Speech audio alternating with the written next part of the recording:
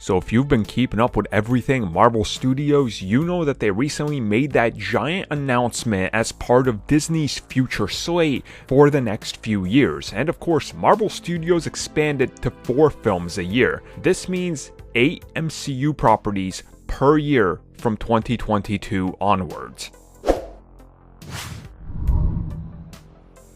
So next year, we will be getting our first Marvel TV series as part of the MCU, which of course is being directly made by Kevin Feige, and of course that's The Falcon and the Winter Soldier. Now, as I said at the beginning of this, there's a lot of content coming at us, and of course Marvel Studios going to 4 movies a year now lines up with what we've previously heard, that they were going to be expanding to 7 to 8 live action properties a year. Now, when you combine this, of course you have to look at the film side of things and look at the Disney output side of things. This lines up with exactly what they said before. They want to get to the point where we have 4 live action films a year, possibly 1 every quarter by the sound of it, or maybe some years it looks like it's going to be a little bit more front loaded, then 1 in October or November.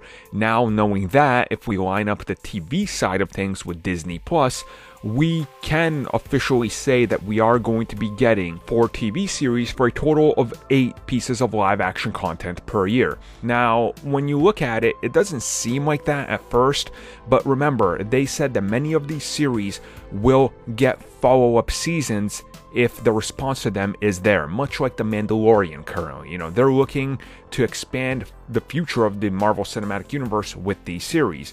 So the likelihood of multiple Ms. Marvel, Moon Knight, and so forth getting multiple seasons is more or less high, and it's really not going to be surprising if some of these, / many of these, or maybe even all of them, get early renewals. Now, there's probably some of them that don't exactly fall into that. You know, I don't know how you do a WandaVision season 2, but you could probably put an interesting spin on it if you did a second season, considering it sounds like the first season itself is going to be plenty of a unique angle to be able to go into whatever other directions they want.